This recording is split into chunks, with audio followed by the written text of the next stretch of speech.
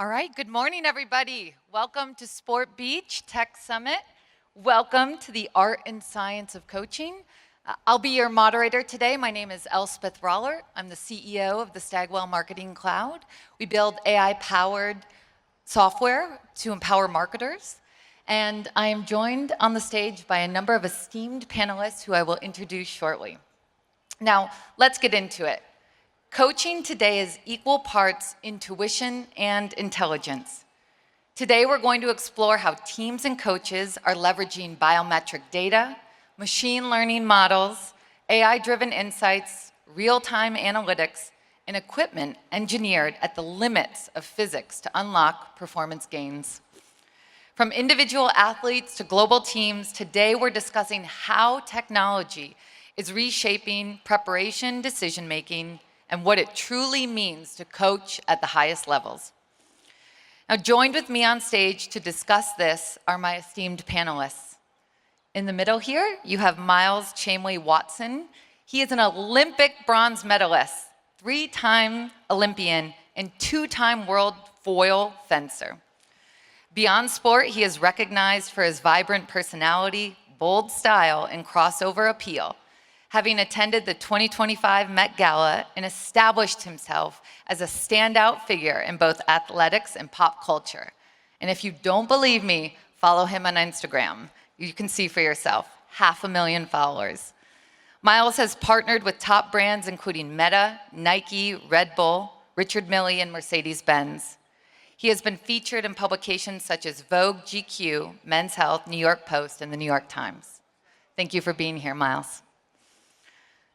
To my right, Jonathan Adishak is IBM's Senior Vice President of Marketing and Communications. He is responsible for overseeing the company's global marketing, communications, and corporate social responsibility organization, which includes full funnel marketing, corporate affairs, and ESG. Jonathan aligned IBM's marketing and communications efforts under a single brand platform, Let's Create, in support of IBM's mission to become the leading hybrid cloud and AI company. Before joining IBM, Jonathan worked on Renault, Nissan, Mitsubishi Alliance, Microsoft, Edelman, the Clinton administration, White House, and Treasury Department, and several presidential campaigns. Thank you, Jonathan. Thank you. And last but certainly not least, we have Ben Johnson, who joined SailGP as its Chief Revenue Officer in 2021 to drive commercial growth and revenue across the business, including a focus on strategic partnership sales, media and marketing, and league expansion. Ben has led recent flagship acquisitions of SailGP teams, including Team France, in partnership with Kylian Mbappe, Aries Management, and Accor, strengthening the league's global portfolio and its strategic investor base. He has also helped deliver record-breaking broadcast growth, including its November 2025 broadcast on CBS that drew an all-time high of 3.5 million viewers, making it the single most watched sailing race in history. Before SailGP, Ben worked at Drone Racing League, Tough Mudder, Weber Shandwick, and Edelman. Please give it up for our panelists.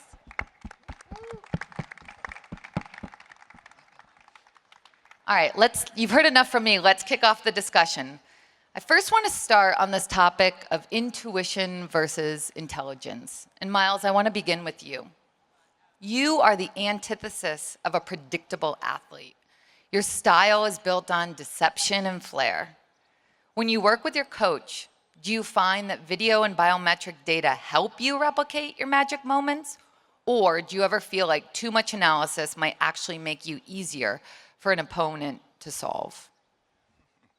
Hello, everybody. That's a great question. So actually, I never used to watch video, ever, which is funny. But my new coach now actually makes me watch video on myself, which is to see the things that I'm kind of missing a lot. And I think there's a fine line between watching too much video and not watching enough. So, and I think I'm learning a lot more now about the things that I'm not good at. So when I'm at practice, I kind of like to visualize and watch the things that I'm not good at, and then I can go back when I'm training and then kind of put that into the field of play. So I'm learning now that video analysis is very, very important, but obviously in fencing, tech hasn't really changed too much. So now kind of understanding that that's so important now for the kids to watch video on yourself is super duper important. So now I'm understanding how much more important it is to watch video. So I want to push on that a little bit. There's a fencing move named after you, the Chamley Watson, which you unveiled at the World Championship. Can you explain or show the move? And how did that moment come about? Was it intuition? Was it intelligence? That actually was just pure intuition. And I think why fencing is an amazing sport is it's like physical chess, right? Where you have to almost think about the opponent ahead of time, but also it's very reactionary. So it was honestly just, I'm very flexible. Here, I'll show you. So basically, you need to stand up. Of course. So this is my foil. And in fencing, I can't turn my shoulder or I'll get a yellow card.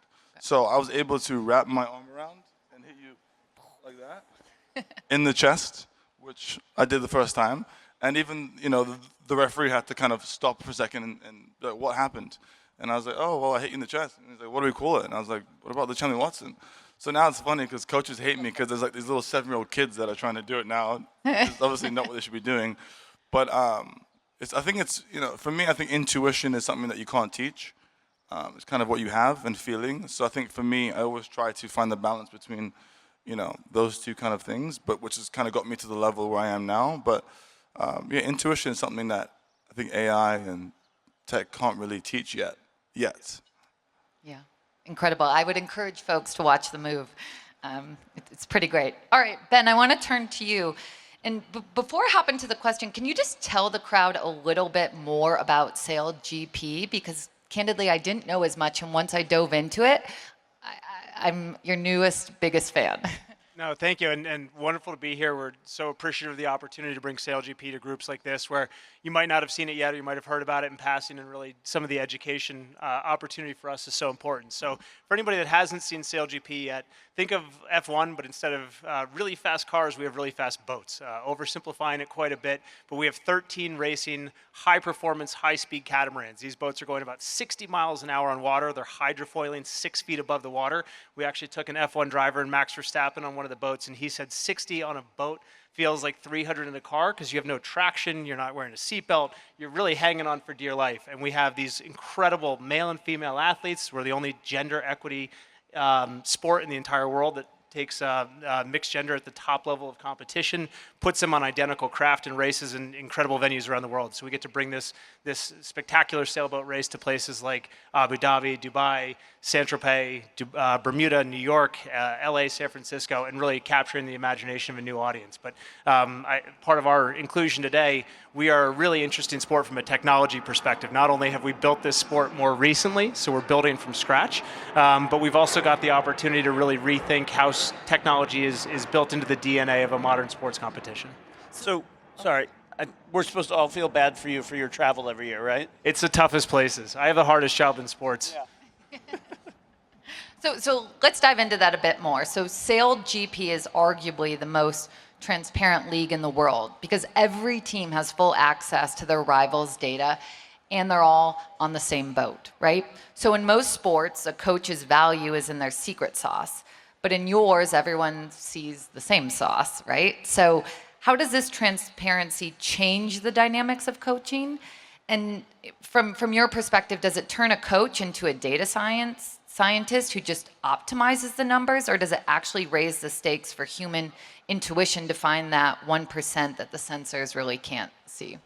We're really at a fun inflection point right now that I think other sports are going to have to follow, from the big four to emerging sports properties from around the world. So we have even tech, which means if you're on a different boat, I can see what your team is doing down to the nth degree. We have the same technology that's in a cruise missile following these boats around as they go 60 miles an hour. So we can take 30,000 data requests off of each boat per second. We have about 40 billion data inputs that we take off of a race over a given weekend.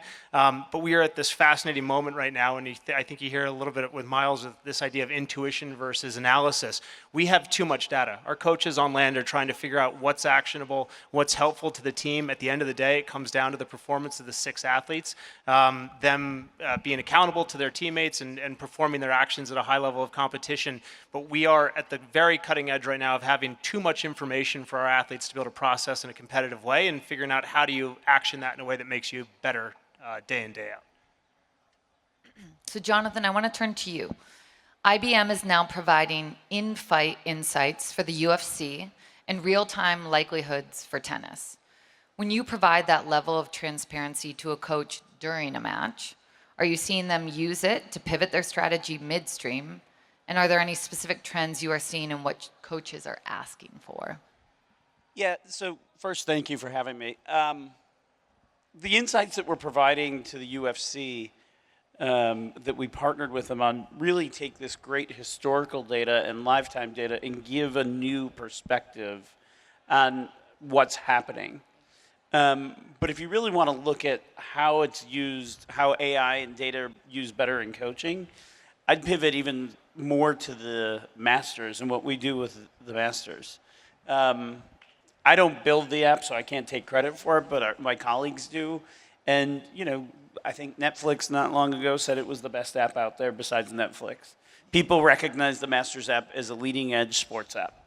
And I know that many of the golfers, if not almost all of them, use it every night with their coaches and with their caddies to understand how they played that night or that day and how their competition or whoever they're being paired with is going to play that same time. And how did they do on hole 13 versus the other one? And we've got so much data there that actually, you know,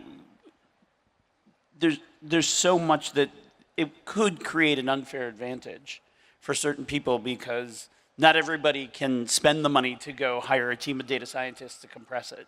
Because, you know, as Ben, you were saying, there's just, you get to a point of too much data. I don't know that you get to a point of, I don't know that I necessarily agree with that exact point of too much data. I think it's how do you use the data?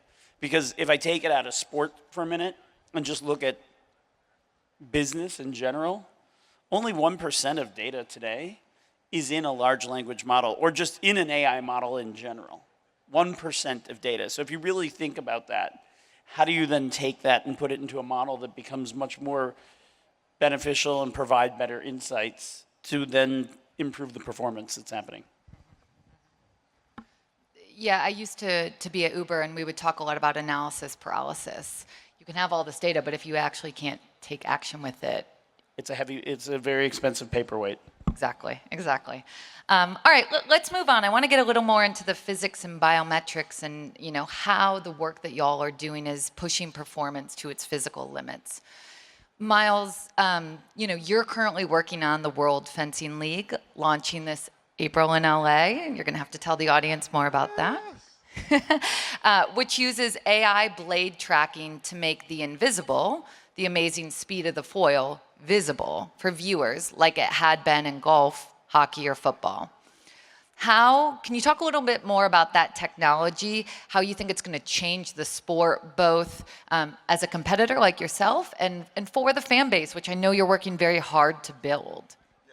So I just launched the World Fencing League maybe a month ago. And for me, we kind of need to understand why is fencing not on TV, right? There's bowling on TV, there's cornhole on TV. And the biggest component is people don't understand what's going on.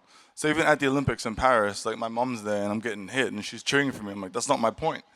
And we realized that we need to figure out a way that people and fencers can really see somebody getting hit in 10,000 frames per second immediately. So we worked with this company called Dentsu that was able to create a blade tracking that can now track the tip immediately. So if someone's getting hit, now the referee has less of a chance of making a bad call, but now the audience can fully understand what's really going on. And I think this is going to be the change in the sport because now tech is the most important thing, I think, in sports, right? When the NFL created that line of people running, people can now understand what's going on. So for me now, creating this new blade tracking with Dentsu will finally change the sport in a way that it's being viewed, but also the way it's being studied. So kids can now really see me hitting you in your chest, and now we can work with this company to kind of push it forward, right? So my goal is hopefully in LA 2028, hopefully we've got a gold medal. They use this technology so now everybody can understand what's going on in the sport of fencing. And I think that's what was missing in the sport now. and I'm super duper excited to kind of see where we can push the sport. And yeah, just really, gamify fencing, because it is a combat sport. It's not like the parent trap. It's really sword fighting in the essence. So I think this is going to be really, really amazing. If anyone's in LA, April 25th at the Shrine is our World Fencing League debut. So it's going to be sick. I bet see you both there too. And will we see the new technology there? Is that where it will be debuted? Yep. For the first time, we'll be having the new blade tracking AI technology that will be shown for every single match. So you'll be able to see a brand new tech for the first time in the sport of fencing. So I'm very, very excited for this. Incredible. That's massive. So Ben, your F-50 catamarans are essentially flying computers with 800 sensors generating 240,000 data points per second. I'll repeat that, 240,000 data points per second. How do you prevent, and we've been talking about this a little bit, data paralysis for the crew? And how do coaches coach a human to make a split-second decision when they have more data than a pilot in a fighter jet? Yeah, so we're really looking at tech from a sport perspective across 3 different areas. One is performance. How do we make the athletes better? How do we make them more competitive, have the greatest racing property on the planet? That's really 2 inputs. It's the wearables. It's what's taking biometric data off the athletes at any given time, and then optical tracking, which is what you can actually pick up with a video camera of what the athletes are doing. And the data behind these 2 products together now is giving you a tremendous amount of insight into the health, mobility, competitive capabilities of the athletes. The next is a safety mechanism where we're looking at how do we tell when 2 F-50s are going to crash into each other at 65 miles an hour, which we need to know as soon as possible. Best case scenario, we've got an early alert warning for the athletes so that they can really avoid or at least brace themselves for these high impact crashes, which we have at almost every race. And then third, where I'm most obsessed right now is really from a fan engagement perspective, which is ultimately where I hope most of this goes. There's some really fascinating ethical questions that we are trying to spend thoughtful time on right now. How much information should I have about a player's performance capability? Should I be able to take that information when I go bet on the race in the next upcoming heat? Things that we are really starting to struggle with, and how far does that go down the level of competition? Are there, again, ethical questions for kids competing, and how early should they have access to that biometric data? How much access should their coaches have to that? So we are trying to look at this and take what other sports are doing thoughtfully. I point out the NFL's Digital Athlete, which is a fascinating product right now that they've developed with AWS. If anyone hasn't seen it, it's helping them detect early injuries. It's helping them look at safety. It's where the new helmets have come from. But for SailGP, I think our mission with all of this data is to make the athletes safer and to make the product better for our fans. So how do we translate that into television? You'll see things like AR, VR overlays that we can make the sport more accessible, more watchable to people that haven't seen the sport of sailing before. But I think these are really the questions that you're going to see leagues and teams wrestling with right now, of sort of across those 3 areas of focus. How do you make that something that's additive and doesn't take the joy of watching sports away from the fan? So let's lean into that, kind of making it more accessible. Jonathan, IBM's Watson X is being used to analyze movement via everyday video footage, right? Do you see this democratizing elite coaching? Can we eventually take the science of the gold medal and put it in the hands of maybe a kid with a smartphone and a fencing foil? I think that the data that is being provided through technology for fans and for competitors is changing the landscape dramatically. I think we all agree on that. But fundamentally, I also see it as AI is an input. The insights that are given are an input. You know, Miles was just talking about the intuition. Having that input before you got into into that moment maybe helped you shape what would help you shape what you were thinking you were going to do, but there's got to be that intuition of that moment that allows you. So I don't think that it's going to just replace everything at all. But I do think that the key place that I think we would all agree is it can make a massive massive change in how fans engage with sports. And for us, it's 3 ways. The fans you have, how do you make them more passionate fans and more excited, more rabid fans? 2, how do you get new fans and open that up? But 3, how do you monetize those fans? Because as much as we might want to talk about just creating fans, let's be clear. If we can't monetize them, It doesn't matter how many we have. All right, let's. We talked a little bit about coaches there. Let's shift to a conversation around authority versus collaboration, I would call it. Miles, you've spoken about the mental edge and the importance of having a coach who truly understands your unconventional style. In an era where data can tell you and your coach everything, how has that changed your relationship with the coach? I mean, how has that evolved? Well, I think mostly with my coach it's an interesting one. Obviously, he's known me since I was a little kid, kind of a pain in the ass. So he kind of understands, my gift is my intuition and my unpredictability, which I don't think, an AI or data can track that yet. So I think it's a fine line of not losing that, but also, like he said, it can only help you if it's used the right way, right? So if you can kind of have those two live, together, I think that's only going to help each athlete. But I think the intuition is the one thing that most athletes hopefully will never lose, because that's your special sauce. So I think for me, it's, when kids are asking me, I think that's the most important thing is your intuition and your fencing is more, like, you can't really think about anything. It's more of a feeling. Otherwise you're going to get hit. So I think the intuition is the most important thing, but having that AI component will only help you from a training perspective, from also, getting new fans, which is something that we need to do in the sport of fencing, and education, right? It can help educate them to the most important thing. Like, you've got that app, which I need to talk to you about, because I need one of those too. So I think the intuition is something that is, I think, your special sauce that I think separates you from being the best to being the greatest. Miles and I were just talking about Lewis Hamilton in the back. We sponsor Ferrari. Lewis is a good friend of yours. Seen you guys together. Lewis gets a ton of data. All F1 racers get a ton of data. And I love, part of our app with Ferrari is we can listen to the radio, the team radio, when you're in the paddock. And you can hear the back and forth between the driver and their team. But all the data in the world, it's like, it doesn't matter for that moment. I remember talking to Lewis in Melbourne last year before the first race, and it was raining. And somebody said to him, "What's your biggest concern today? You have all the data." He said, "I've got all the data. I've never driven this car in the rain. I need to understand how it's going to respond." That's intuition.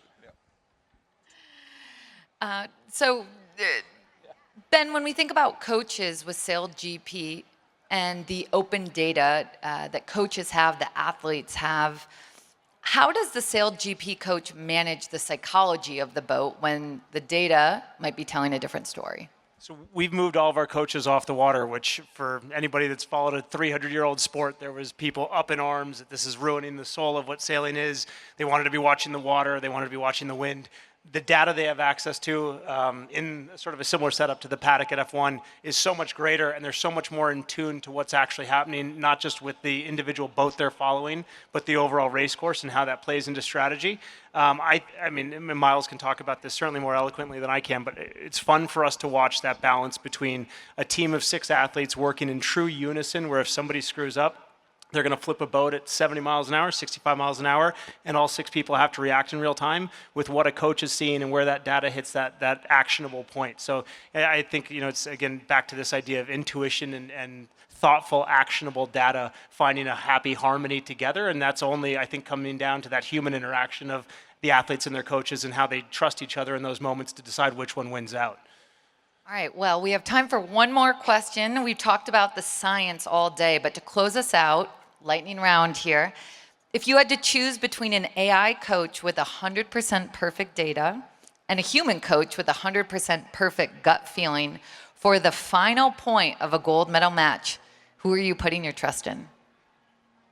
Miles, I think you're the only one that can actually answer. I'm not going to be in a gold medal match. I'm going to 1,000% say the human, because that's the one thing you can't teach, and that's the most important thing. Human, the gut never lies. So that's 100%. No data can ever. Sorry, mate. No data can ever get in the way of that. So 100% the human gut. Incredible. The gut never lies. Miles, Ben, and Jonathan, thank you so much, everybody.